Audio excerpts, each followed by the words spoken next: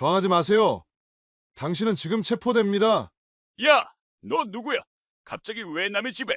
여러분, 안녕하세요. 지금 들으신 이 대화는 오늘 밤 한 집의 거실에서 벌어진 실제 상황입니다. 술에 취한 새아빠가 아내를 폭행하고 있을 때 갑자기 나타난 군복 차림의 젊은 남성이 한 말이죠. 준우야, 정말 너야? 살아있었구나. 뭐? 경찰? 이런 미친. 너 정말 경찰이야? 그 순간 바닥에 떨어진 것은 경찰 특공대 신분증이었습니다. 경찰 특공대라는 글자가 선명하게 보였죠.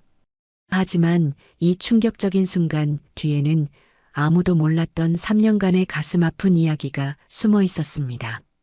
어머니를 때리는 당신을 보고 있을 수는 없습니다. 왜 이 아들은 3년간 소식이 끊어졌을까요? 그리고 왜 어머니는 이런 남자와 재혼을 해야만 했을까요? 오늘의 이야기는 여러분의 마음을 뒤흔들 것입니다. 여러분, 이야기를 본격적으로 시작하기 전에 잠깐만요. 좋아요와 구독 버튼 한번 눌러주세요. 여러분의 작은 관심 하나하나가 더 많은 감동적인 이야기를 전해드릴 수 있는 큰 힘이 됩니다. 댓글로 여러분의 생각도 들려주세요. 그럼 지금부터 준호와 어머니의 눈물겨운 3년간의 이야기 함께 들어보시죠.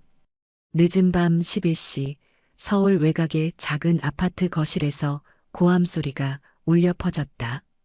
이 집에서 누가 주인인지 똑똑히 알아둬. 술에 취한 새아빠 박민수가 소파에 앉아있던 아내를 거칠게 일으켜 세웠다. 그의 얼굴은 술 기운으로 벌겋게 달아올라 있었고 입에서는 독한 소주 냄새가 풍겨 나왔다. 왜 밥이 이렇게 짜? 반찬은 또 뭐야 이게? 박민수는 식탁 위에 된장찌개 그릇을 들어 올리더니 거침없이 바닥에 내던졌다. 그릇이 바닥에 부딪히며 큰 소리와 함께 산산조각 났다. 뜨거운 국물이 사방으로 튀었고 깨진 도자기 조각들이 거실 곳곳으로 흩어졌다. 아내 김영숙은 깜짝 놀라며 황급히 바닥에 엎드려 조각들을 줍기 시작했다. 여보, 죄송해요. 제가 다시 해드릴게요. 50대 중반의 그녀는 이미 이런 상황에 익숙해져 있었다. 조심스럽게 큰 조각부터 주워 담으며 뜨거운 국물이 손에 닿아도 꾹 참았다. 다시 해? 지금 몇 시인데? 박민수가 김영숙의 어깨를 거칠게 잡아 끌었다. 매일 이런 식으로 날 무시하고 너 정말 버릇을 고쳐야겠어. 그의 목소리는 점점 더 거칠어졌고 주변 아파트에까지 들릴 정도로 큰 소리였다. 김영숙은 두려움에 떨며 뒤로 물러섰다. 여보, 제발. 오늘은 그만해요. 이웃들이 다 들어요. 하지만 박민수는 더욱 흥분했다. 이웃들? 그게 뭐가 중요해? 여기 내 집이야. 거실 한쪽 벽에는 가족 사진들이 걸려 있었다. 그 중에는 젊은 시절의 김영숙과 아들 준호가 함께 찍은 사진도 있었다. 두 모자가 행복하게 웃고 있는 그 사진은 지금의 상황과 너무나 대조적이었다. 그때 현관문에서 미세한 열쇠 소리가 들렸다. 하지만 박민수는 술에 취해 그 소리를 듣지 못했다. 문이 조용히 열리면서 군복을 입은 젊은 남성이 모습을 드러냈다. 키가 크고 어깨가 넓은 그는 묵묵히 거실 상황을 지켜봤다. 박민수는 계속해서 김영숙을 윽박질렀다. 너 같은 년이 어디서 목소리를 높여? 내 주제를 알아야지. 그리고는 손을 들어 김영숙의 뺨을 때리려 했다. 바로 그 순간이었다. 저항하지 마세요. 차갑고 단호한 목소리가 거실에 울려 퍼졌다. 박민수는 깜짝 놀라 뒤를 돌아봤다. 낯선 남자가 거실 한가운데 서 있었다. 야, 너 누구야? 갑자기 왜 남의 집에? 박민수가 소리치기 시작했지만 그 남자는 주머니에서 무언가를 꺼냈다. 검은색 가죽 신분증 지갑이었다. 그리고 그것을 바닥에 떨어뜨렸다. 바닥에 떨어진 신분증에는 POLIC SWAT라는 글자와 함께 경찰특공대 김준호라는 이름이 선명하게 적혀 있었다. 사진 속의 얼굴과 지금 서 있는 남자의 얼굴이 일치했다. 김영숙은 그 순간 숨이 막혔다. 준호야, 정말 너야? 목소리가 떨렸다. 3년간 소식이 끊어졌던 아들이 갑자기 나타난 것이었다. 하지만 기쁨보다는 놀라움과 두려움이 먼저였다. 이런 모습을 아들에게 보이게 되다니. 박민수는 신분증을 보고도 믿지 못했다. 뭐, 경찰? 너 정말 경찰이야? 하지만 준호의 차가운 눈빛을 보자 뭔가 심상치 않다는 것을 느끼기 시작했다. 준호는 천천히 전술 장갑을 꺼내 손에 끼기 시작했다. 검은색 가죽 장갑이 손을 감싸자 그의 분위기가 더욱 위압적으로 변했다. 당신은 지금 가정폭력 현행범으로 체포됩니다. 체포? 무슨 소리야? 여기 내 집이고 저 여자는 내 아내야. 박민수가 소리쳤지만 준호는 한 걸음씩 그에게 다가갔다. 훈련받은 경찰특공대원의 움직임은 조용하지만 위협적이었다. 김영숙은 두 남자 사이에서 어쩔 줄 몰라 했다. 아들이 돌아온 것은 기뻤지만 이런 상황에서 만나게 되다니. 그리고 준호의 표정이 너무 차가웠다. 예전에 다정했던 아들의 모습은 찾아볼 수 없었다. 어머니를 때리는 당신을 보고 있을 수는 없습니다. 준호의 목소리에는 억제된 분노가 섞여 있었다. 3년 만에 집에 돌아와서 본 것이 어머니가 폭행당하는 모습이었다. 그의 주먹이 저절로 쥐어졌다. 박민수는 뒤로 물러서며 변명하기 시작했다. 야, 이거 오해야. 우리 부부싸움이었어. 하지만 준호의 표정은 전혀 누그러지지 않았다. 거실의 분위기는 얼어붙었다. 깨진 그릇 조각들이 바닥에 흩어져 있고 술 냄새가 진동하는 가운데 경찰특공대원과 폭력 남편이 대치하고 있었다. 그리고 그 사이에서 어머니는 복잡한 감정에 휩싸여 있었다. 준호는 박민수를 똑바로 바라보며 마지막으로 경고했다. 지금 저항하지 않으면 조용히 끝낼 수 있습니다. 하지만 저항한다면. 그는 말을 끝내지 않았지만 그 의미는 충분히 전해졌다. 이제 거실에서는 세 사람의 거친 숨소리만 들렸다. 폭풍 전야의 고요함이었다. 누구도 다음에 무슨 일이 벌어질지 예상할 수 없었다. 단지 확실한 것은 이 밤이 이 가족에게 평생 잊지 못할 밤이 될 것이라는 점이었다. 박민수는 준호의 위압적인 분위기에 잠시 움찔했지만 곧 술기운에 힘입어 다시 목소리를 높였다. 야, 너 정말 경찰이라고? 그럼 어디 영장이라도 가져왔어? 그는 여전히 상황을 파악하지 못하고 있었다. 3년간 이 집의 주인 행세를 해왔던 그에게는 갑작스럽게 나타난 준호가 그저 건방진 젊은이로만 보였다. 영장은 현행범에게는 필요 없습니다. 준호가 차분하게 대답했다. 그의 목소리에는 감정의 기복이 전혀 없었다. 마치 수백 번 반복해서 말해온 공식적인 문구 같았다. 가정폭력 범죄의 처벌 등에 관한 특례법 제5조에 의거해 현행범 체포를 집행합니다. 박민수는 준호가 법조문까지 정확히 인용하는 것을 보고 당황하기 시작했다. 하지만 여전히 인정하고 싶지 않았다. 무슨 가정폭력이야? 우리 부부가 조금 말다툼한 게 뭐가 문제야? 요즘 젊은 놈들은 정말 말다툼이라고 하셨습니까? 준호의 눈빛이 더욱 차가워졌다. 그는 바닥에 흩어진 깨진 그릇 조각들을 가리켰다. 저것도 말다툼의 결과입니까?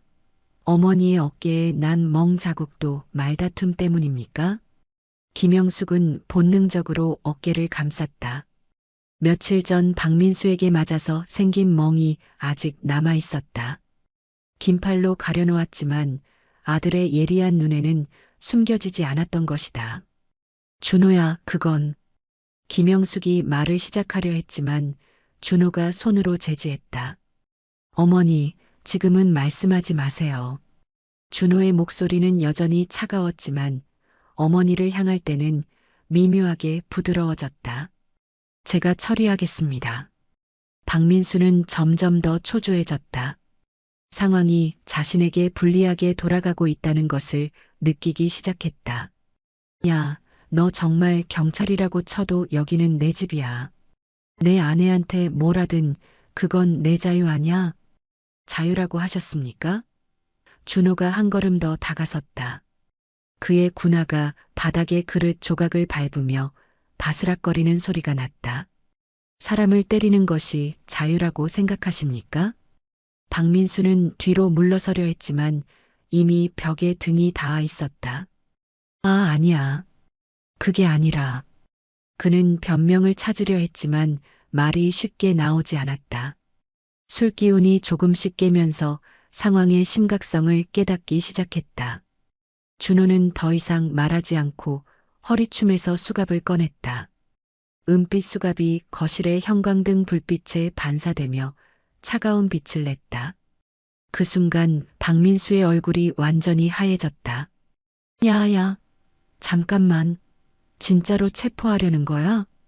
이미 말씀드렸습니다. 준호가 수갑을 열면서 말했다. 딸깍하는 소리가 거실에 크게 울려 퍼졌다. 저항하지 마시라고. 김영숙은 이 모든 상황이 믿어지지 않았다.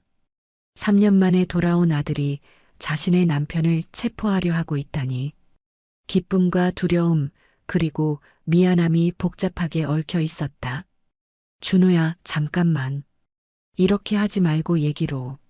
어머니. 준호가 어머니를 바라봤다. 그 순간 그의 눈에는 3년간 쌓인 그리움과 미안함이 스쳐 지나갔다. 하지만 곧 다시 차가운 표정으로 돌아왔다. 이 사람은 어머니를 때렸습니다. 그것만으로도 충분합니다.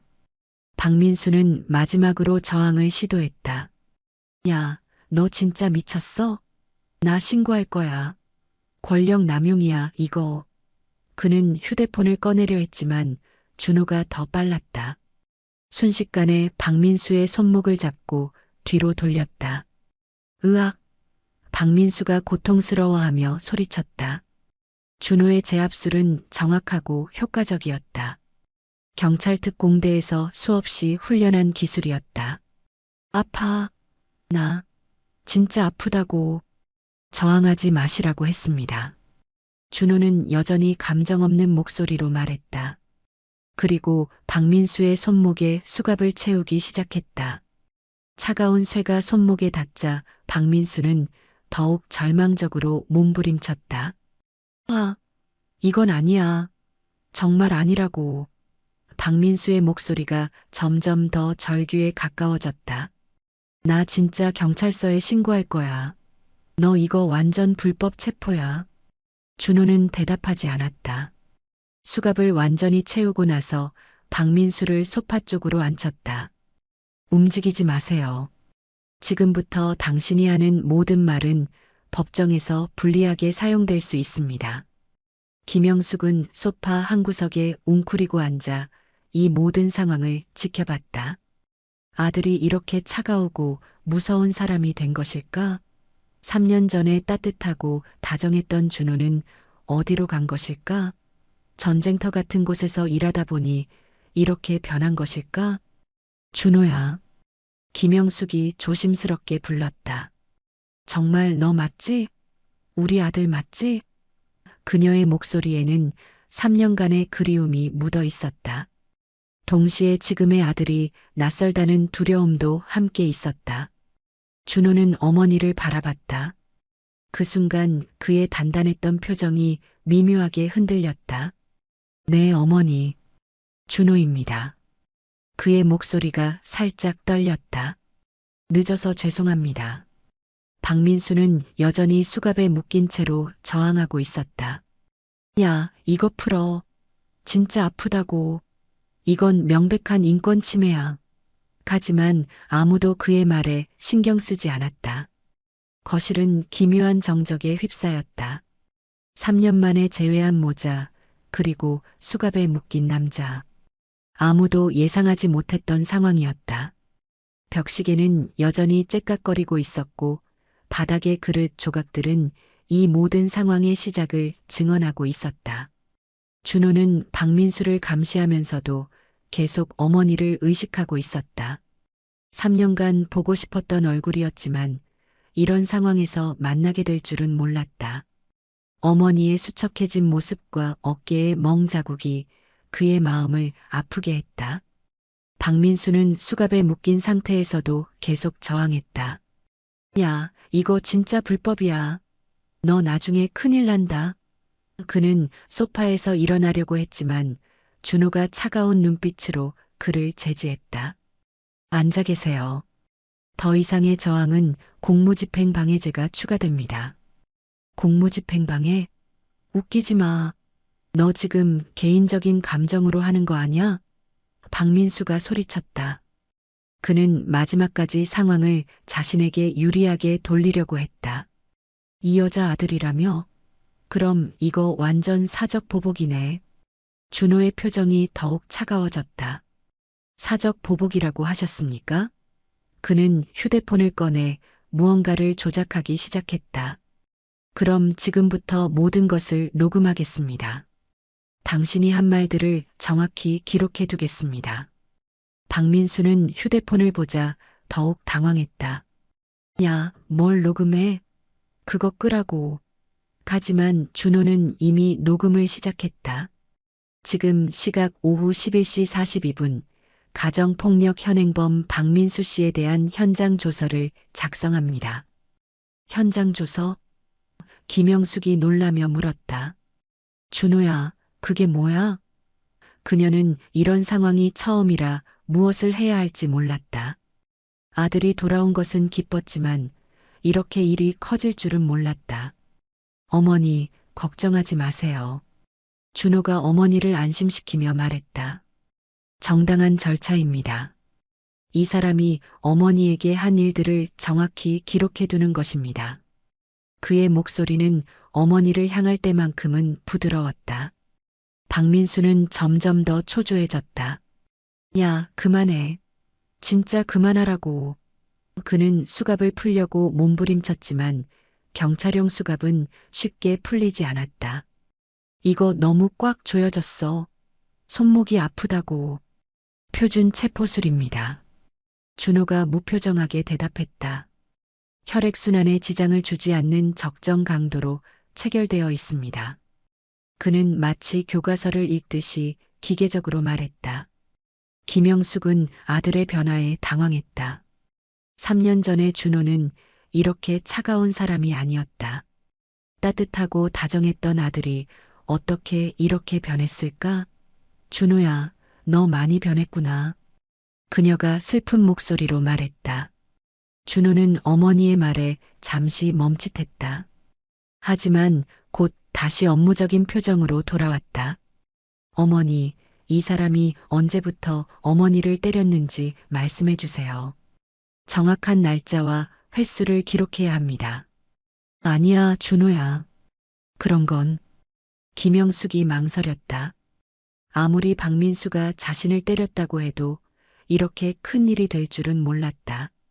그냥 조용히 넘어가면 안 될까? 조용히 넘어간다고요? 준호의 목소리가 높아졌다. 처음으로 감정이 드러나는 순간이었다. 어머니가 맞는 것을 조용히 넘어가라고요? 그의 주먹이 떨렸다. 박민수는 이 기회를 놓치지 않았다. 봐라. 저 여자도 별로 원하지 않아. 그냥 우리끼리 해결할 일이야. 그는 김영숙을 이용해 상황을 빠져나가려 했다. 진짜 별일 아니었어. 별일이 아니라고요? 준호가 박민수에게 다가갔다. 그의 눈에는 분노가 타오르고 있었다. 어머니 어깨의 멍 자국도 별일이 아닙니까? 바닥에 깨진 그릇들도 별일이 아닙니까? 박민수는 준호의 분노를 보고 뒤로 물러났다.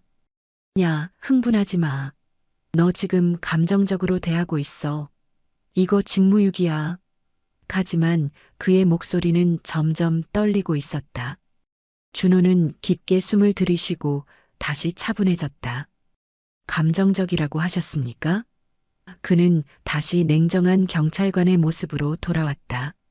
그럼 더욱 정확하게 처리하겠습니다. 그는 다시 휴대폰을 들고 112에 전화를 걸었다. 여보세요, 경찰서입니까? 경찰특공대 김준호입니다. 가정폭력 현행범을 체포했습니다. 지원 요청합니다. 그의 목소리는 완전히 공식적이었다. 박민수의 얼굴이 더욱 창백해졌다. 야, 진짜 경찰서에 신고하는 거야? 이거 취소 안 돼? 이제야 상황의 심각성을 깨달은 듯했다. 잠깐만, 다시 생각해보자. 이미 늦었습니다. 준호가 차갑게 대답했다.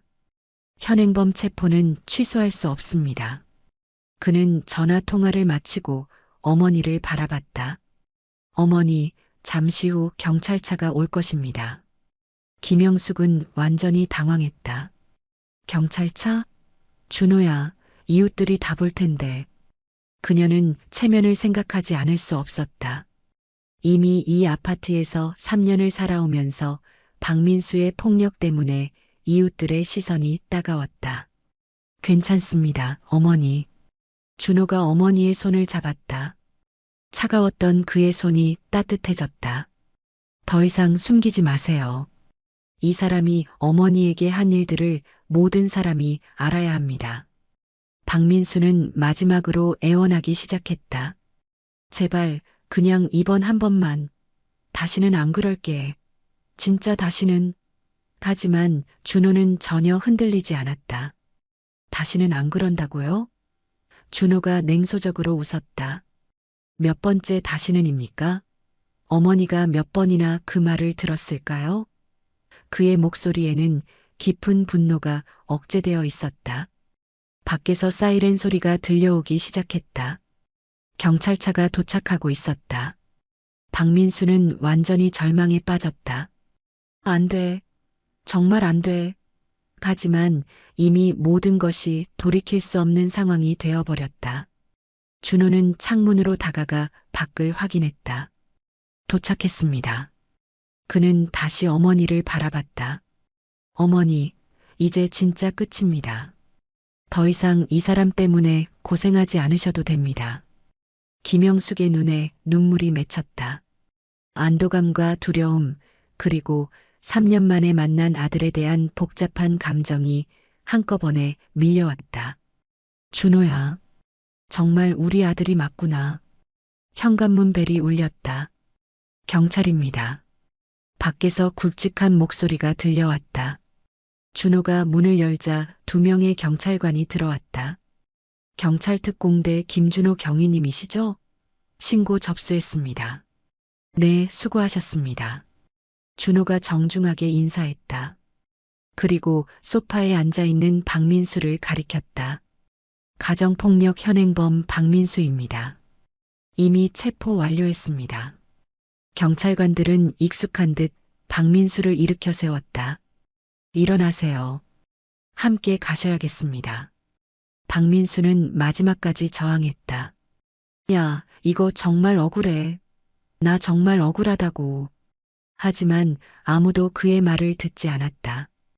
경찰관들은 박민수를 끌고 나갔고 거실에는 준호와 김영숙만 남게 되었다. 갑작스러운 정적이 흘렀다. 3년 만의 재회였지만 둘 다 무슨 말을 해야 할지 몰랐다. 김영숙이 먼저 입을 열었다. 준호야, 정말 너 맞지? 살아있었구나. 그녀의 목소리는 떨렸다.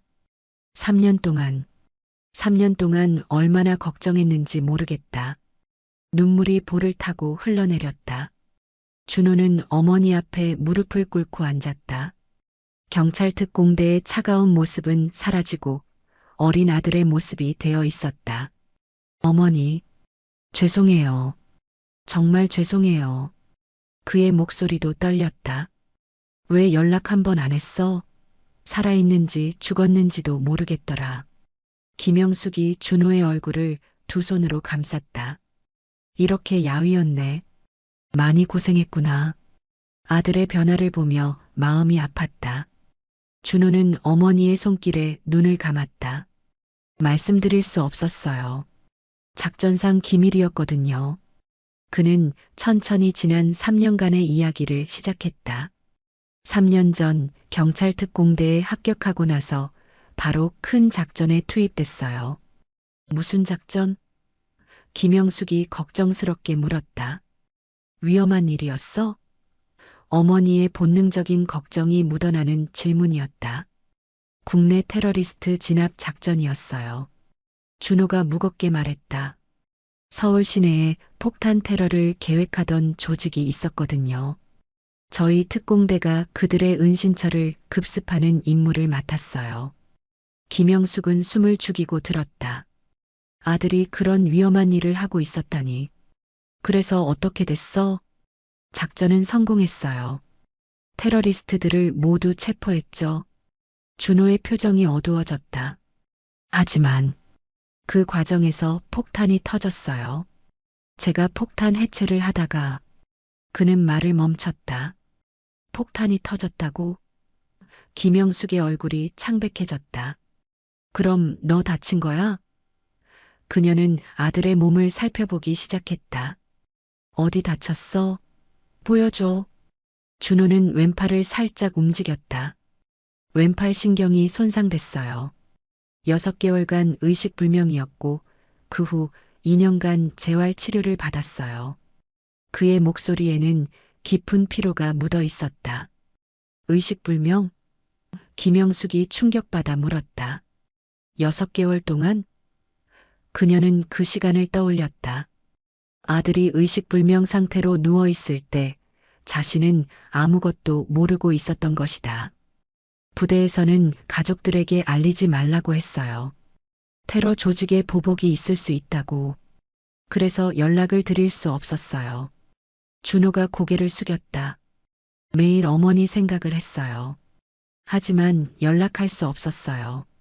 김영숙은 아들의 이야기를 들으며 가슴이 찢어지는 것 같았다. 그럼 그동안 난 아무것도 모르고. 그녀는 지난 3년을 돌이켜봤다. 아들의 소식이 없어 매일 밤 울었던 기억들이 떠올랐다. 특히 처음 1년이 가장 힘들었어요. 준호가 계속 말했다. 의사들도 깨어날 수 있을지 확신하지 못했거든요. 그때 가장 보고 싶었던 사람이 어머니였어요. 내가 알았다면, 김영숙이 눈물을 닦으며 말했다. 내가 알았다면 매일 병원에 갔을 텐데, 간병도 해줬을 텐데, 후회가 밀려왔다. 그래서 더 죄송해요. 준호가 어머니의 손을 잡았다. 어머니가 혼자 얼마나 힘드셨을까. 매일 생각했어요. 제가 없으니까 경제적으로도 어려우셨을 텐데. 김영숙은 고개를 끄덕였다. 힘들었어. 정말 힘들었어. 그녀는 솔직하게 말했다. 내가 없으니까 모든 게 막막했어. 돈도 부족하고 외로웠고. 그녀는 잠시 말을 멈췄다. 그래서 그 사람과 재혼하신 거예요? 준호가 조심스럽게 물었다. 박민수에 대한 이야기를 꺼내기 어려웠지만 알아야 했다. 김영숙은 한참을 망설이다가 고개를 끄덕였다. 지인이 소개해줬어. 처음에는 정말 좋은 사람 같았어. 내 이야기를 해도 이해한다고 했고 경제적으로도 도움이 될 거라고 했어. 언제부터 달라지기 시작했어요? 준호의 목소리가 차가워졌다. 박민수에 대한 분노가 다시 올라오고 있었다. 결혼하고 1년 정도까지는 괜찮았어. 김영숙이 천천히 말했다. 그런데 그 후부터 술을 마시기 시작했어. 그리고 점점 성격이 거칠어졌어. 특히 내 이야기만 나오면. 제 이야기가 나오면 어떻게 하는데요?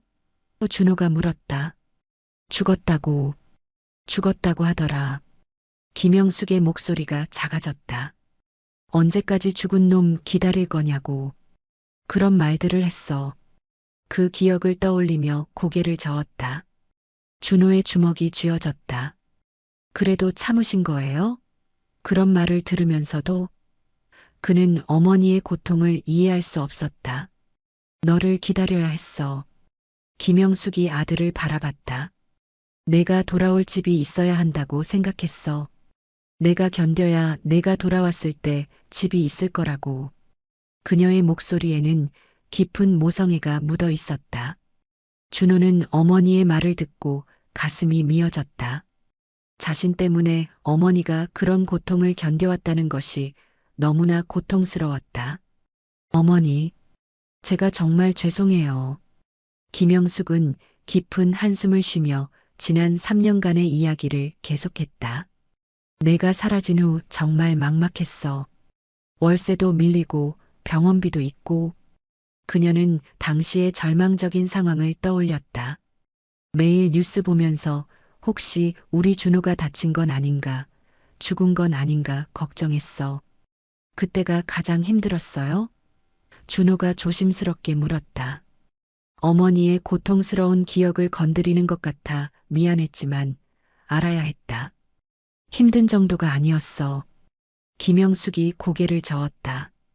밤마다 잠도 못 자고 밥도 제대로 못 먹었어. 내가 마지막에 입고 나간 옷도 빨지 못하고 그대로 덧었어. 혹시 냄새라도 날까봐. 준호는 어머니의 말을 들으며 가슴이 먹먹해졌다. 그럼 경제적으로는 어떻게 하셨어요? 어머니가 혼자서 생활하기에는 수입이 부족했을 것이다. 아르바이트를 여러 개 했어. 새벽에는 신문 배달하고, 낮에는 마트에서 일하고, 저녁에는 음식점에서 설거지했어. 김영숙의 목소리에는 그때의 피로가 묻어 있었다. 하루에 3-4시간밖에 못 잤어. 어머니. 준호가 어머니의 손을 꽉 잡았다. 어머니의 손은 거칠어져 있었다. 예전에는 부드러웠던 손이 일로 인해 상처투성이가 되어 있었다. 그래도 견딜만 했어. 내가 돌아올 거라는 희망이 있었으니까. 김영숙이 쓴웃음을 지었다. 그런데 1년이 지나도 2년이 지나도 소식이 없으니까. 주변 사람들이 그러더라. 무슨 말씀들을 하셨는데요? 포기하라고. 새로운 인생을 시작하라고 하더라. 김영숙이 한숨을 쉬었다. 특히 교회 언니들이 걱정해서 남자 소개도 시켜주려고 했어. 처음에는 거절했지만 준호는 어머니의 심정을 이해할 수 있었다. 3년간 혼자서 모든 것을 감당하기에는 너무 힘들었을 것이다. 그래서 박민수를 만나신 거예요? 응. 교회 집사님이 소개해줬어. 김영숙이 고개를 끄덕였다. 처음에는 정말 괜찮은 사람 같았어. 일도 성실하게 하고 술도 안 마시고 무엇보다 내 이야기를 해도 이해한다고 했어. 어떤 식으로 이해한다고 했어요? 아들을 기다리는 마음을 안다고. 자기도 군대 다녀와서 그런 마음 이해한다고 했어. 김영숙이 그때를 회상했다. 그리고 경제적으로도 도움이 되겠다고, 이 집 전세금도 자기가 마련하겠다고 했어. 준호는 씁쓸했다. 처음에는 정말 괜찮은 사람이었을 수도 있다. 하지만 결혼 후에 본색을 드러낸 것이다. 결혼은 언제 하셨어요? 내가 사라진 지 1년 반쯤 됐을 때야. 김영숙이 날짜를 계산해 봤다. 그때까지도 내가 돌아올 거라고 믿었지만 너무 힘들어서 결정했어. 결혼 초기에는 어떠셨어요? 정말 괜찮았어. 1년 정도는. 김영숙의 표정이 밝아졌다가 다시 어두워졌다. 집안일도 도와주고 외식도 자주 하고 내 사진 보면서 빨리 돌아왔으면 좋겠다고 같이 기도도 했어. 그럼 언제부터 달라지기 시작했어요? 준호가 핵심을 물었다. 김영숙은 잠시 망설이다가 입을 열었다. 회사에서 문제가 생겼나 봐. 정확히는 모르겠지만 그때부터 술을 마시기 시작했어. 처음에는 가끔 한 잔씩이었는데 점점 양이 늘어나더라. 회사 문제요? 투자한 게 잘못됐다고 하더라.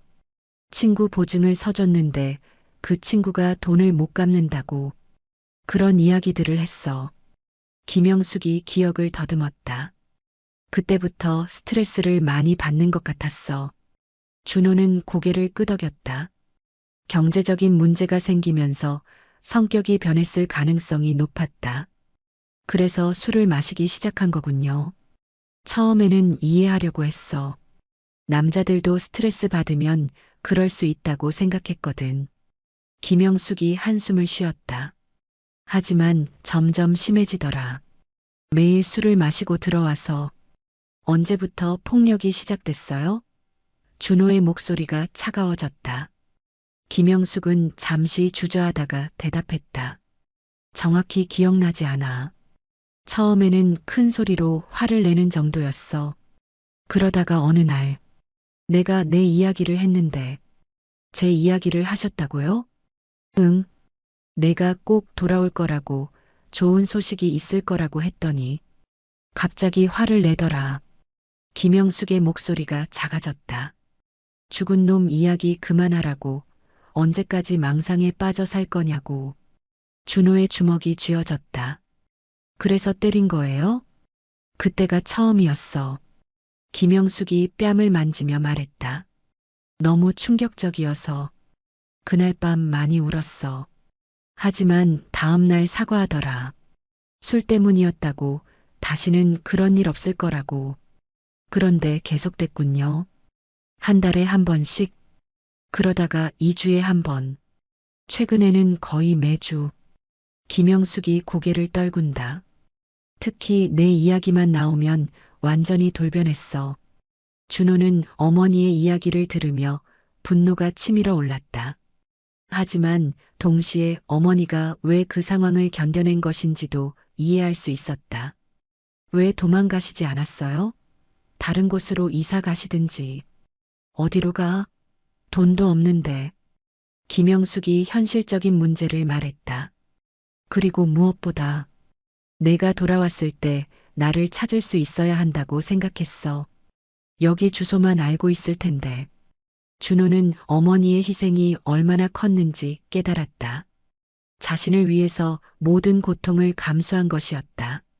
어머니, 정말 죄송해요. 제가 연락할 방법이 있었다면. 이제 됐어. 김영숙이 아들의 손을 잡으며 미소 지었다. 내가 살아서 돌아왔잖아. 그것만으로도 충분해. 그녀의 눈에는 안도감과 행복이 섞여 있었다. 하지만 준호의 마음은 복잡했다. 어머니가 자신 때문에 겪은 고통을 생각하니 가슴이 아팠다. 그리고 이제부터는 정말로 어머니를 지켜야 한다는 책임감이 무겁게 다가왔다. 준호는 어머니의 이야기를 들으며 깊은 죄책감에 빠져 있었다. 그때 김영숙이 궁금하다는 듯이 물었다. 그런데 준호야, 너는 어떻게 오늘 집에 온 거야? 갑자기 나타나서 깜짝 놀랐어. 준호는 잠시 망설였다. 사실을 말해야 할지 고민이 되었다. 그게 우연히 온 게 아니에요. 그는 어머니를 똑바로 바라봤다. 며칠 전부터 이 집 주변에서 지켜보고 있었어요. 지켜보고 있었다고? 김영숙이 놀라며 물었다. 왜? 언제부터? 아들이 몰래 자신을 지켜보고 있었다는 사실이 놀라웠다. 일주일 전쯤부터요. 준호가 고백했다. 부대에서 휴가를 받아서 집 근처 모텔에 머물면서 상황을 파악하고 있었어요. 그의 목소리에는 계획적이었다는 뉘앙스가 있었다. 상황을 파악한다고? 무슨 상황을? 김영숙은 아직 이해하지 못했다. 아들이 왜 몰래 지켜봐야 했는지 의문이었다. 준호는 천천히 설명하기 시작했다. 부대에 복귀한 후에 동료들을 통해서 어머니 소식을 들었어요. 재혼하셨다는 것도 알게 됐고, 그는 잠시 말을 멈췄다. 그럼 진작에 왔으면 됐잖아. 왜 이제야? 김영숙이 원망스러운 목소리로 물었다. 아들이 자신의 상황을 알고 있었다면서 왜 이제야 나타났는지 이해할 수 없었다. 처음에는 어머니가 행복하게 사시는 줄 알았어요. 준호가 고개를 숙였다.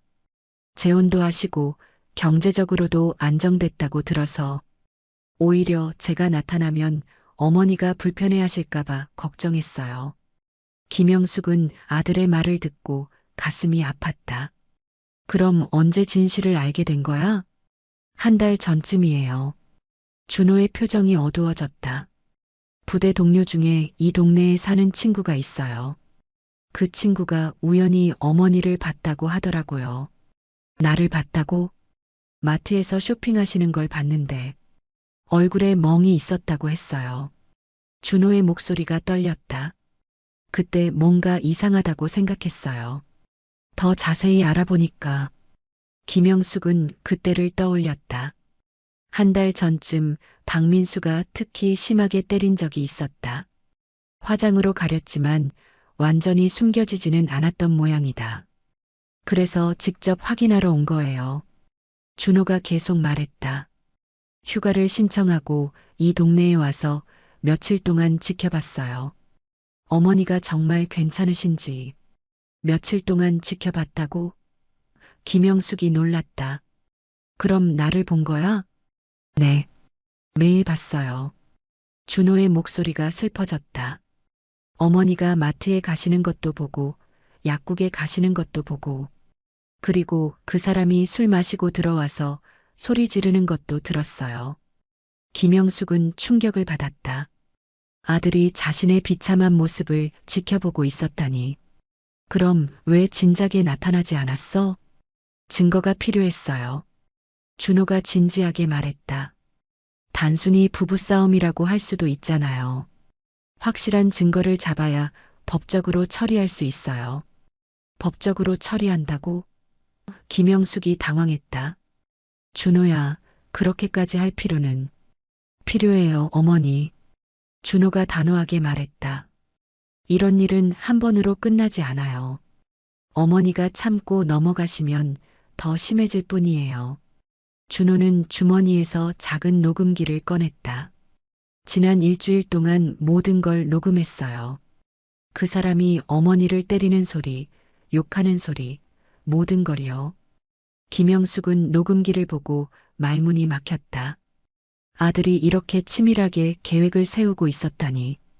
준호야, 너 많이 변했구나. 변할 수밖에 없었어요. 준호가 쓴웃음을 지었다. 경찰 특공대에서 3년 동안 일하면서 이런 일들을 많이 봤어요. 가정폭력 신고받고 출동한 적이 수없이 많아요. 그런 일을 하고 있었구나. 네. 그래서 더 잘 알아요. 이런 상황에서는 감정적으로 대응하면 안 돼요. 법적으로, 체계적으로 처리해야 해요. 준호의 목소리는 전문가의 것이었다. 김영숙은 아들의 변화를 실감했다. 3년 전에 순수했던 아들은 사라지고 냉철하고 계획적인 남자가 되어 있었다. 그럼 오늘도 계획이었어? 네.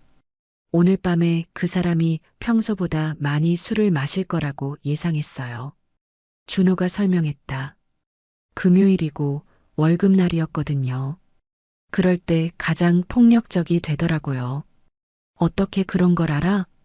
일주일 동안 패턴을 분석했어요. 준호가 담담하게 말했다. 그 사람의 생활 패턴, 술 마시는 시간, 폭력의 강도, 모든 걸 기록했어요. 김영숙은 아들의 말을 들으며 소름이 돋았다. 아들이 이렇게 냉철하고 무서운 사람이 된 것일까? 준호야, 너 정말 많이 변했구나. 어머니를 지키기 위해서예요. 준호가 어머니의 손을 잡았다. 더 이상 어머니가 고통받는 걸 볼 수 없어요. 3년 동안 못 지켜드린 것만으로도 충분히 죄송해요. 하지만 이렇게까지 할 필요는 있어요. 준호가 강하게 말했다. 어머니, 이건 단순한 부부싸움이 아니에요. 지속적이고 계획적인 폭력이에요. 법적으로 강력하게 대응해야 해요. 김영숙은 아들의 결심이 확고하다는 것을 느꼈다. 3년간의 경험이 아들을 이렇게 변화시킨 것 같았다. 한편으로는 든든했지만 다른 한편으로는 아들이 너무 차가워진 것 같아 걱정이 되었다. 그럼 이제 어떻게 되는 거야? 김영숙이 조심스럽게 물었다. 그 사람은 구속될 가능성이 높아요. 증거가 충분하거든요. 준호가 현실적으로 말했다. 그리고 어머니는 이제 안전해지실 거예요. 김영숙은 복잡한 감정에 휩싸였다. 안도감과 동시에 앞으로의 일에 대한 불안감도 있었다. 하지만 무엇보다 아들이 돌아왔다는 사실이 가장 큰 위로였다. 김영숙은 아들의 계획적인 모습에 놀라면서도 한편으로는 걱정이 되었다. 준호야, 그런데 너는 괜찮아? 이런 일 하면서 마음고생 많이 했을 텐데. 어머니의 본능적인 걱정이 먼저였다. 준호는 잠시 망설이다가 고개를 끄덕였다. 힘들었어요. 어머니가 맞는 소리를 듣고 있으면서도 바로 뛰어들지 못하고 증거를 모아야 한다는 이유로 참고 있는 게 정말 고통스러웠어요. 그럼 왜 그렇게 했어? 바로 나타나면 됐잖아. 김영숙이 이해하지 못한다는 표정으로 물었다. 어머니, 제가 그냥 나타났다면 어떻게 하셨을 거예요? 준호가 반대로 물었다. 그 사람을 그냥 내보내라고 하셨을 거예요. 아니면 조용히 해결하자고 하셨을 거고요. 김영숙은 아무 말도 할 수 없었다. 아들의 말이 맞았다. 정말로 그랬을 것이다. 그래도 그럼 결국 아무것도 달라지지 않았을 거예요. 준호가 단호하게 말했다. 그 사람은 며칠 있다가 다시 돌아왔을 거고 더 조심스럽게 어머니를 괴롭혔을 거예요. 이번에는 확실하게 끝내야 해요. 김영숙은 아들의 논리적인 설명을 들으며 감탄했다. 3년 사이에 아들이 이렇게 성숙해졌다니. 그런데 준호야, 너는 앞으로 어떻게 할 거야? 다시 부대로 돌아가야 하는 거 아니야?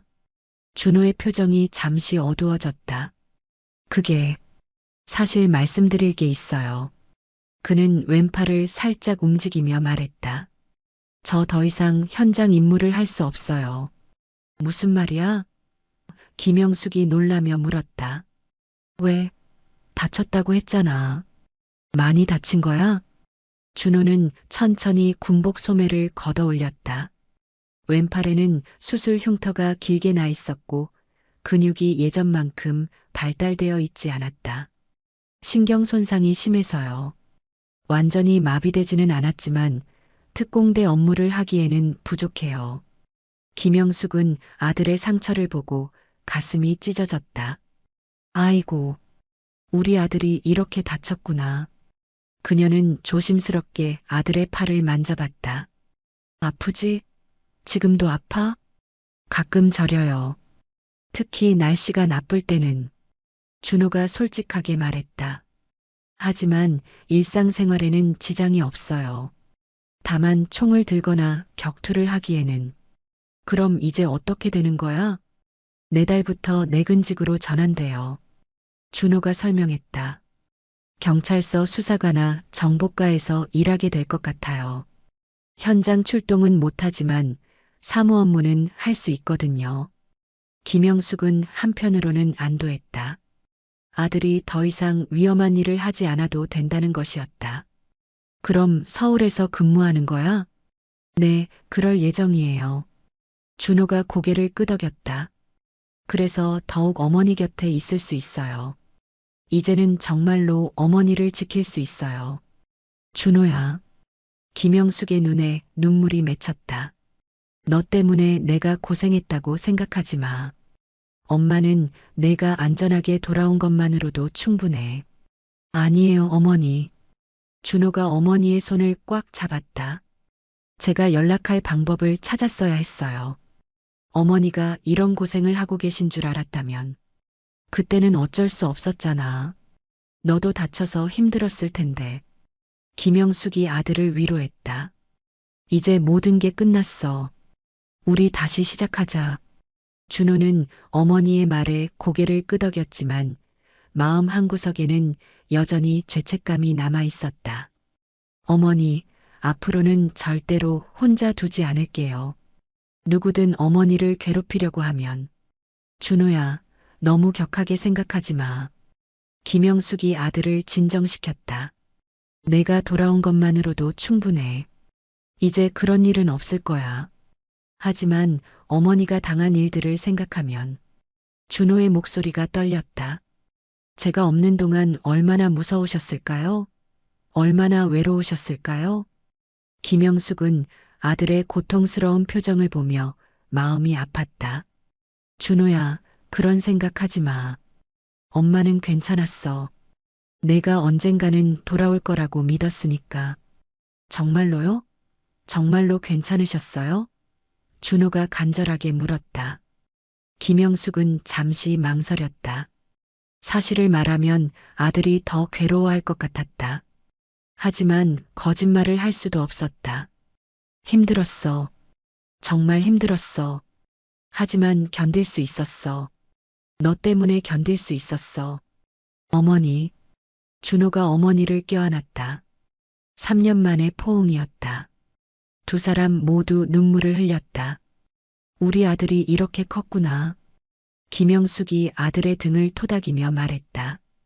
엄마보다 훨씬 든든해졌네. 어머니가 저를 이렇게 키워주셨잖아요. 준호가 눈물을 닦으며 말했다. 앞으로는 제가 어머니를 지킬게요. 약속드려요. 김영숙은 아들의 약속을 들으며 마음이 따뜻해졌다. 3년간의 고통이 한순간에 사라지는 것 같았다. 그럼 이제 정말로 우리 둘이서 살 수 있는 거야? 네, 어머니. 이제 정말로 평안하게 사실 수 있어요. 준호가 미소를 지었다. 그리고 제가 매일 집에 들어올 수 있어요. 더 이상 외롭지 않으실 거예요. 고마워, 아들아. 김영숙이 진심으로 말했다. 정말 고마워. 두 사람은 한참 동안 서로를 바라보며 지난 3년간의 시간을 되새겼다. 고통스러운 시간이었지만 이제는 모든 것이 끝났다. 새로운 시작을 할 수 있었다. 거실에는 평화가 찾아왔다. 깨진 그릇 조각들은 여전히 바닥에 흩어져 있었지만 이제 그것들은 과거의 흔적일 뿐이었다. 앞으로는 이런 일이 다시는 일어나지 않을 것이다. 준호는 어머니를 지키겠다는 다짐을 다시 한번 마음속으로 되새겼다. 이제는 정말로 어머니 곁에서 보호할 수 있었다. 그것만으로도 충분했다. 두 사람이 포옹을 나누고 있을 때 준호가 갑자기 왼팔을 부여잡으며 인상을 찌푸렸다. 작은 신음소리가 나왔다. 김영숙은 즉시 아들의 변화를 눈치챘다. 준호야, 어디 아파? 김영숙이 걱정스럽게 물었다. 왜 그래? 아들의 얼굴이 갑자기 창백해진 것을 보고 당황했다. 괜찮아요, 어머니. 준호가 억지로 웃으며 말했다. 그냥 조금 저린 것뿐이에요. 하지만 그의 이마에는 식은 땀이 맺혀 있었다. 왼팔을 감싸고 있는 손이 떨리고 있었다. 김영숙은 아들의 상태가 심각하다는 것을 직감했다. 이게 괜찮다는 거야? 얼굴이 하얗게 됐잖아. 그녀는 아들을 소파에 앉히고 물을 가져다 줬다. 물 마셔. 준호는 물을 마시며 천천히 진정했다. 정말 괜찮아요. 가끔 이래요. 하지만 그의 목소리에는 고통이 묻어 있었다. 날씨가 변하거나 스트레스를 받으면 가끔이 아니라 자주 그런 거 아니야? 김영숙이 예리하게 물었다. 어머니의 직감이었다. 준호야, 엄마한테 숨기지 마. 얼마나 아픈 거야? 준호는 한참을 망설이다가 진실을 말하기로 했다. 사실 많이 아파요. 그는 고개를 숙였다. 폭탄 터질 때 신경이 심하게 손상됐어요. 수술도 여러 번 받았지만 완전히 낫지 않은 거구나. 김영숙의 목소리가 슬퍼졌다. 그럼 앞으로 계속 아픈 거야? 의사 말로는 평생 갈 수도 있다고 해요. 준호가 솔직하게 말했다. 특히 무리하거나 스트레스를 받으면 더 심해져요. 오늘도 그 사람을 제압하면서 무리했나 봐요. 김영숙은 아들이 자신 때문에 아픔을 참으면서까지 그 상황을 해결했다는 것을 깨달았다. 아이고, 우리 아들이 아픈데도 엄마를 위해서 눈물이 나려고 했다. 어머니 때문이 아니에요. 준호가 급히 말했다. 제가 해야 할 일이었어요. 그리고 이 정도 아픔은 감당할 수 있어요. 감당할 수 있다고? 이게 감당할 수 있는 일이야? 김영숙이 아들의 왼팔을 조심스럽게 만져봤다. 만져봐도 돼? 준호는 고개를 끄덕였다. 김영숙이 아들의 팔을 조심스럽게 만져보니 근육이 경직되어 있었다. 그리고 미세하게 떨리고 있었다. 이렇게 심한 줄 몰랐어. 처음 몇 달은 더 심했어요. 준호가 회상했다.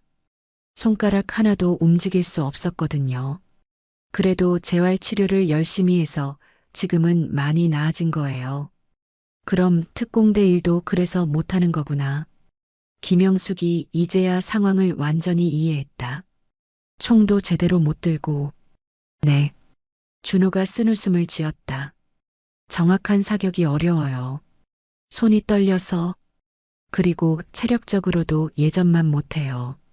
김영숙은 아들의 고백을 들으며 가슴이 미어졌다. 그럼 내가 꿈꾸던 일을 더 이상 할 수 없다는 거네. 준호는 어려서부터 경찰이 되겠다는 꿈을 가지고 있었다. 처음에는 정말 절망적이었어요. 준호가 솔직하게 말했다. 깨어났을 때 의사가 상황을 설명해 주는데 더 이상 현장 업무는 어렵다고 하더라고요. 얼마나 힘들었을까. 김영숙이 아들의 손을 잡았다. 그래도 포기하지 않고 여기까지 온 거네. 포기하고 싶었어요. 정말 많이. 준호의 목소리가 떨렸다. 특히 재활 치료할 때 매일 같은 동작 반복하는데 조금씩밖에 나아지지 않으니까. 그럼 뭐가 너를 버티게 했어? 어머니 생각이었어요. 준호가 어머니를 바라봤다. 언젠가는 집에 돌아가야 한다는 생각. 어머니를 다시 뵙고 싶다는 마음이 저를 버티게 했어요. 김영숙은 아들의 말을 듣고 울음을 터뜨렸다. 우리 아들이 그런 고생을 하고 있었구나. 엄마는 아무것도 모르고. 울지 마세요, 어머니. 준호가 어머니를 위로했다. 이제 다 끝났잖아요. 저도 어머니도 안전해졌고. 하지만 너는 평생 아픈 거잖아. 김영숙이 걱정스럽게 말했다. 매일 이렇게 아프면 어떻게 해? 약도 있고 물리치료도 받고 있어요. 준호가 안심시켰다. 그리고 무엇보다 이제는 어머니 곁에 있을 수 있어요. 그것만으로도 충분해요. 김영숙은 아들의 긍정적인 모습에 감동했지만 동시에 마음이 아팠다. 준호야, 엄마 때문에 내가 무리하지 마. 아픈데 참지 말고. 어머니는 제가 지켜야 할 사람이에요. 준호가 단호하게 말했다. 이 정도 아픔은 감당할 수 있어요. 어머니가 안전한 게 더 중요해요. 아니야, 내 건강이 더 중요해. 김영숙이 고개를 저었다. 엄마는 이제 혼자서도 괜찮아. 너는 내 몸부터 챙겨. 어머니. 준호가 감동했다. 어머니는 여전히 자신보다 아들을 더 걱정하고 있었다. 저 정말 괜찮아요. 일상생활에는 지장이 없어요. 그래도 조심해야 해. 김영숙이 당부했다. 무리하지 말고 아프면 바로 말하고. 네, 알겠어요. 준호가 고개를 끄덕였다. 앞으로는 어머니께 모든 것을 말씀드릴게요. 더 이상 숨기지 않을게요. 김영숙은 아들의 약속을 들으며 안도했다. 비록 아들이 평생 고통을 안고 살아야 하지만 적어도 이제는 곁에서 돌봐줄 수 있었다. 그것만으로도 다행이었다. 그럼 이제 정말로 우리 함께 사는 거야? 김영숙이 확인하듯 물었다. 네, 어머니. 매일 집에 들어올게요. 준호가 미소를 지었다. 아프더라도 어머니 곁에 있을게요. 두 사람은 서로를 바라보며 새로운 시작에 대한 희망을 품었다. 비록 각자 상처가 있었지만 함께라면 이겨낼 수 있을 것 같았다. 시계는 이미 새벽 1시를 가리키고 있었다. 거실에는 깨진 그릇 조각들이 여전히 흩어져 있었지만 이제 그것들을 치우는 것보다 더 중요한 일이 있었다. 모자는 소파에 나란히 앉아 서로를 바라보며 3년간의 공백을 메우고 있었다. 준호야, 정말 믿어지지 않아. 김영숙이 아들의 얼굴을 다시 한번 자세히 들여다봤다. 꿈이 아니지? 정말 내가 돌아온 거지? 그녀는 아직도 이 모든 상황이 현실인지 확신하지 못했다. 네, 어머니. 진짜예요. 준호가 어머니의 손을 꽉 잡으며 말했다. 더 이상 어디 가지 않을게요. 매일 저녁에 집에 들어올 거예요. 그의 목소리에는 확고한 결심이 담겨 있었다. 김영숙의 눈에서 또다시 눈물이 흘러내렸다. 3년 동안 정말 보고 싶었어. 매일 밤 내 방 앞에 서서 언제 돌아올까 기다렸어. 그녀는 손으로 눈물을 닦으며 계속했다. 내 옷도 그대로 덧었어. 혹시 냄새라도 날까봐. 어머니, 준호도 눈물을 참지 못했다. 정말 죄송해요. 연락도 못 드리고 어머니가 얼마나 걱정하셨을지. 이제 됐어. 살아서 돌아왔잖아. 김영숙이 아들을 다시 끌어안았다. 이게 꿈이라면 깨지 않았으면 좋겠어. 두 사람은 한참 동안 서로를 안고 있었다. 3년간의 그리움, 고통, 외로움이 모두 이 포옹 속에 녹아들었다.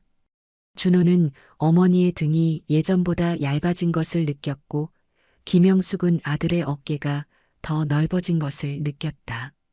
어머니, 앞으로는 절대로 혼자 두지 않을게요. 준호가 진심으로 약속했다. 누구든 어머니를 괴롭히려고 하면 제가 절대 용서하지 않을 거예요. 준호야, 그런 말 하지 마. 김영숙이 아들을 진정시켰다. 복수나 그런 생각하지 말고 우리 그냥 평범하게 살자. 평범한 게 제일 좋은 거야. 준호는 고개를 끄덕였다. 네, 어머니 말씀이 맞아요. 이제는 평범하게, 행복하게 살아요. 그는 주머니에서 특공대 배지를 꺼냈다. 어머니, 이거 받아주세요. 이게 뭐야? 김영숙이 배지를 받아보며 물었다. 금속으로 된 배지에는 경찰 특공대 마크가 새겨져 있었다. 제 특공대 배지예요. 준호가 설명했다. 3년 동안 제가 가장 소중히 여겼던 거예요. 이제 어머니가 가지고 계세요. 내가 왜 이걸 가져야 해? 이제 이 배지는 나라를 지키는 게 아니라 어머니를 지키는 거예요. 준호가 의미 있게 말했다. 제가 어머니를 지키겠다는 약속의 증표예요. 김영숙은 배지를 받아들고 가슴에 품었다. 고마워, 아들아. 정말 고마워. 그녀의 목소리는 떨렸다. 엄마가 뭘 잘했다고 이런 좋은 아들을. 어머니가 저를 이렇게 키워주셨잖아요. 준호가 미소를 지었다. 어려운 상황에서도 포기하지 않고 저를 기다려주셔서 정말 감사해요. 앞으로 우리 어떻게 살까? 김영숙이 희망찬 목소리로 물었다. 이 집에서 계속 살 거야? 당분간은 여기서 살다가 여건이 되면 더 좋은 곳으로 이사 가요. 준호가 계획을 말했다. 제 월급으로 충분히 어머니와 함께 살 수 있어요. 돈 걱정은 하지 마. 엄마도 일할 수 있어. 김영숙이 말했다. 이제는 마음 편히 일할 수 있을 것 같아. 내가 있으니까. 어머니는 푹 쉬세요. 준호가 고개를 저었다. 3년 동안 충분히 고생하셨어요. 이제는 제가 책임질게요. 김영숙은 아들의 든든한 말에 마음이 따뜻해졌다. 그래도 집에 있기만 하면 심심할 텐데. 가벼운 일 정도는 해도 되지? 어머니가 하고 싶으시면요. 준호가 웃으며 말했다. 하지만 무리하지는 마세요. 건강이 제일 중요해요. 두 사람은 미래에 대한 계획을 세우며 이야기를 나눴다. 어떤 음식을 해서 먹을지, 주말에는 어디를 갈지 소소한 일상의 이야기들이었다. 3년 동안 나누지 못했던 대화들을 하나씩 채워나가고 있었다. 준호야, 내 친구들은 어떻게 지내? 김영숙이 궁금해했다. 연락하고 지내? 부대 동료들이 있어요. 좋은 사람들이에요. 준호가 대답했다. 어머니께도 소개해드릴게요. 다들 어머니 뵙고 싶어 할 거예요. 그래. 그럼 언제 한번 집에 초대해서 밥이라도 해줘야겠네. 김영숙의 얼굴이 밝아졌다. 오랜만에 요리도 제대로 해보고 어머니 요리 정말 그리웠어요. 준호가 진심으로 말했다. 부대 급식이 맛없어서 항상 어머니 김치찌개 생각했어요. 그럼 내일 김치찌개 끓여줄까? 김영숙이 기뻐하며 물었다. 김치가 좀 있어. 정말요? 너무 좋아요. 준호의 얼굴에 환한 미소가 퍼졌다. 어린아이처럼 기뻐하는 모습이었다. 김영숙은 아들의 모습을 보며 흐뭇해했다. 3년 동안 차가워 보였던 아들이 이제야 예전의 모습을 되찾는 것 같았다. 많이 해줄게. 내가 좋아하는 것들 다 해줄게. 어머니가 건강하기만 하면 그걸로 충분해요. 준호가 진심으로 말했다. 맛있는 음식은 덤이고요. 두 사람은 서로를 바라보며 웃었다. 오랜만에 집에 웃음소리가 울려 퍼졌다. 3년간의 고통과 외로움이 한순간에 사라지는 것 같았다. 준호야, 정말 고마워. 김영숙이 다시 한번 말했다. 내가 돌아와줘서 정말 고마워. 어머니야말로 고마워요. 저를 기다려주셔서. 준호도 감사의 마음을 전했다. 이제 진짜 새로운 시작이었다. 모든 고통은 끝났고 희망찬 미래가 기다리고 있었다. 새벽 5시 동이 트기 시작했다. 모자는 밤새 이야기를 나누다가 어느새 소파에서 나란히 잠들어 있었다. 김영숙이 먼저 눈을 떴다. 옆에서 평온하게 잠든 아들의 모습을 보며 이 모든 것이 꿈이 아니라는 것을 다시 한번 확인했다. 준호야. 김영숙이 아들을 조심스럽게 깨웠다. 일어나. 목 아플 거야. 소파에서 잠들어서 목을 삐끗할까봐 걱정됐다. 준호는 천천히 눈을 떴다. 어머니, 벌써 아침이에요? 그는 창밖으로 비치는 햇살을 보며 미소를 지었다. 오랜만에 편안하게 잤어요. 너도 그렇구나. 엄마도 3년 만에 제대로 잠든 것 같아. 김영숙이 기지개를 켜며 말했다. 마음이 편하니까 잠도 잘 오더라. 두 사람은 소파에서 일어나 창가로 걸어갔다. 창밖으로는 평범한 아침 풍경이 펼쳐져 있었다. 출근 준비를 하는 사람들, 학교 가는 아이들, 산책하는 노인들. 모든 것이 평화로워 보였다. 이제 우리도 저런 평범한 일상을 살 수 있겠네. 김영숙이 창밖을 바라보며 말했다. 3년 동안 꿈꿔왔던 일상이야. 네, 어머니. 정말 평범하고 행복한 일상을요. 준호도 고개를 끄덕였다. 매일 아침 어머니 다녀오겠습니다 하고 나가서 저녁에는 어머니 들어왔습니다 하고 들어오는. 김영숙은 아들의 말을 듣고 가슴이 뭉클해졌다. 정말 그런 날이 올까? 매일 내가 집에 들어오는 날이? 당연히 와요. 이제 제가 내근직이니까 야근도 거의 없을 거예요. 준호가 확신 있게 말했다. 매일 저녁 6시면 집에 들어올 수 있어요. 그럼 엄마가 매일 저녁 밥상을 차려놓고 기다릴게. 김영숙의 얼굴에 환한 미소가 퍼졌다. 내가 좋아하는 음식들로 말이야. 준호는 부엌을 바라봤다. 어젯밤 박민수가 던진 그릇 조각들이 아직 치워지지 않았다. 어머니, 저것부터 치워야겠어요. 그는 일어나서 빗자루를 가져왔다. 같이 하자. 김영숙도 일어났다. 이제 마지막으로 치우는 거야. 앞으로는 이런 일 없을 거니까. 두 사람은 함께 바닥의 그릇 조각들을 치웠다. 하나하나 조심스럽게 줍고 닦으면서 동시에 과거의 아픈 기억들도 함께 치우는 것 같았다. 마지막 조각까지 치우고 나니 거실이 깨끗해졌다. 이제 정말 새로운 시작이네. 김영숙이 만족스럽게 거실을 둘러봤다. 모든 게 깨끗해졌어. 준호는 군복을 벗고 옷걸이에 걸었다. 특공대 배지도 함께 벗어서 어머니께 건넸다. 어머니, 이제 이 배지의 주인은 어머니예요. 김영숙은 배지를 받아들고 소중히 바라봤다. 이걸 어디에 둘까? 어머니가 보고 싶은 곳에 두세요. 준호가 말했다.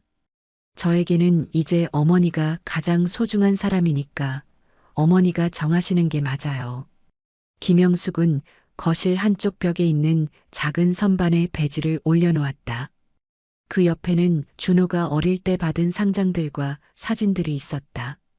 여기 두면 매일 볼 수 있겠다. 좋은 자리네요. 준호가 미소를 지었다. 이제 그 배지는 어머니를 지키는 상징이에요. 두 사람은 다시 소파에 앉았다. 이번에는 차를 끓여서 함께 마셨다. 따뜻한 차 향이 거실에 퍼지면서 평화로운 분위기를 만들었다. 준호야, 앞으로 힘든 일 있으면 엄마한테 꼭 말해. 김영숙이 당부했다. 혼자 끙끙 앓지 말고. 엄마가 도와줄 수 있는 건 도와줄게. 네, 어머니. 이제는 모든 걸 함께해요. 준호가 약속했다. 기쁜 일도 슬픈 일도 모든 걸 함께 나눠요. 김영숙은 아들의 약속을 들으며 마음이 따뜻해졌다. 그래, 우리 이제 진짜 가족으로 다시 시작하는 거야. 창밖으로는 완전히 해가 떠올랐다. 새로운 하루가 시작된 것이다. 그리고 이것은 동시에 이 가족의 새로운 인생의 시작이기도 했다. 어머니, 오늘 뭐 하고 싶으세요? 준호가 물었다.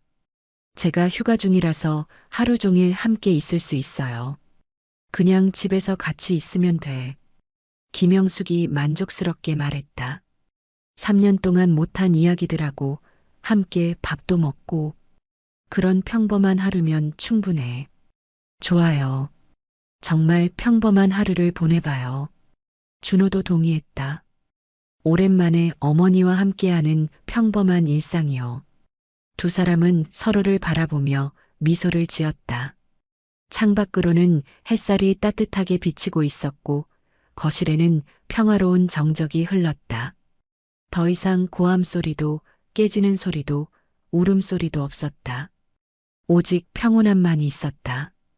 김영숙은 아들의 손을 잡으며 생각했다. 이제 정말 괜찮을 거야. 우리 아들이 돌아왔으니까. 준호도 어머니의 따뜻한 손을 느끼며 다짐했다. 이제 어머니를 혼자 두지 않을 거야. 평생 지켜드릴 거야. 거실벽에 걸린 특공대 배지가 아침 햇살에 반짝이고 있었다. 이제 그 배지는 나라를 지키는 것이 아니라 이 작은 가정의 행복을 지키는 상징이 되었다. 그리고 그것으로 충분했다. 진정한 영웅은 멀리 있지 않았다.